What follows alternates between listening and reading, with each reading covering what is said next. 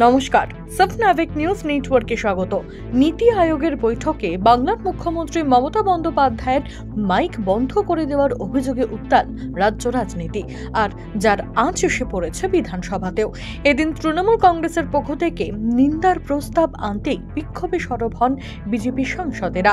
সেই ঘটনার পরিপ্রেক্ষিতে এবার মুখ্যমন্ত্রীকে কটাক্ষ করতে পিছু হটলেন না ব্যারাকপুর লোকসভা কেন্দ্রের বিজেপি পরাজিত প্রার্থী অর্জুন সিং। মুখ্যমন্ত্রীর অভিযোগের পরিপ্রেক্ষিতে সুর চড়িয়ে কি বললেন তিনি, শুনবো। যে আমাদের 1,71,000 কোটি টাকা পেন্ডিং আছে এবং এই বছর এই টাকাটা আরো বাড়বে। এবছরটা ক্যালকুলেশন করা হয়নি।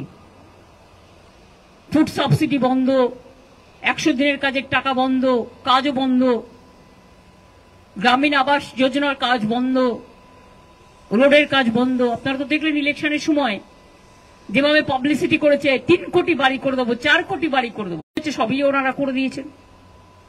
গেরুয়া করা ছাড়া তো ওরা কিছু করেনি। সুতরাং এই সবগুলো বলছিলাম, দেখলাম বারবার বেল বাজাচ্ছে।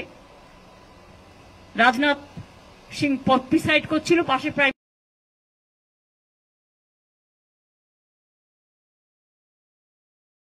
এক পাশে আর এক পাশে হোম মিনিস্টার ছিল, নিশ্চয়ই বলে দিয়েছে।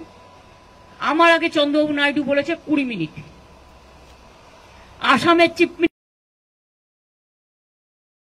মিনিস্টার, অরুণাচলের চিফ মিনিস্টার, ছত্তিশগড়ের চিফ মিনিস্টার, গোয়ার চিফ মিনিস্টার, যদিও রাজ্যগুলো খুবই ছোট ছোট, তাও আমি মনে করি না ছোট বড় কোনো ফারাক থাকা উচিত সম্মানের দিক থেকে। তাও তারা কিন্তু কেউ 15 মিনিট বলেছে, কেউ 16 মিনিট বলেছে, কেউ 17 মিনিট বলেছে, কেউ 20 মিনিট বলেছে।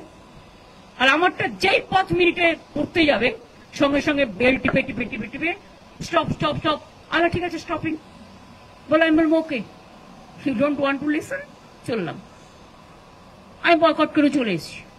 তার কারণ হচ্ছে তুমি বাংলার বঞ্চনার কথা শুনতে চাও না। রাজদীপ সরদেশাই একদিন আগেই বলেছে উনি কিউট করবেন। উনি নিজেও বলেছেন আমি যাচ্ছি, সবার হয়ে যাচ্ছি, আবার চলে আসবো, এ করবো। উনি এইসব নাটক করার জন্য উনি তো জানেন সবসময় মিথ্যা কথা বলেন। উনার মাইক কে বন্ধ করবে? ওখানে কেউ মাইক বন্ধ করার লোক থাকে?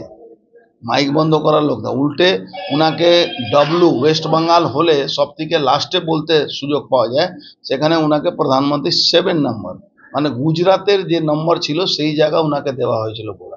উনি সবসময় মিথ্যা কথা বলে একটা নাটক করতে চেষ্টা করেছেন, কিন্তু এই নাটকটা এক্সপোজ হয়ে গেছে। দেখুন, উনি গিয়েছিলেন কোনো কি আশীর্বাদ নেওয়ার জন্য হয়তো যেতে পারে, কিন্তু আশীর্বাদটা পাননি, তখন একটা নাটক করে বেরিয়ে গেছে। সেটা তো আমি বলতে পারবো না, যার থেকে আশীর্বাদ নিতে গেছেন সেই বলতে পারবেন। আরে ওখানে ইন্ডিয়া জোটে একদিকে বলছেন ইন্ডিয়া জোটে আছে, একদিকে উনি চলে যাচ্ছেন, আবার এদিকেও ঠিক রাখছেন, না ওদিকে মিথ্যা কথা নিজের কথা বলে আবার 5 মিনিটের মধ্যে বেরিয়েও আসছেন। তো এটা এটা এটা একটা গল্প না, এটা মনে উনি কি বাংলার মানুষকে কি কত বোকা ভাবেন? বাংলা মানুষ বুঝতে পারছে না। আজকে এনডিএর সঙ্গে বোঝাপড়া তো পরের কথা, একদিকে ইন্ডিকেও ঠিক রাখতে চেষ্টা করছেন, একদিকে এনডিএকেও ঠিক রাখতেছেন, কিন্তু এই যে দুদিকে পা দিয়ে যে যারা নৌকাতে উঠে, তাহলে তাদের কি হাল হয় ওটা আপনারা জানেন। আপনি দেখুন। সুফল মজুমদার, সপনাভিক নিউজ, ব্যারাকপুর। সমস্ত খবরের আপডেট পেতে লাইক করে সাবস্ক্রাইব করুন সপনাভিক নিউজ। সেই সঙ্গে বেল বাটন প্রেস করতে ভুলবেন না। আপনাদের একটা সাবস্ক্রিপশন আমাদের জন্য অত্যন্ত মূল্যবান। জয় হিন্দ।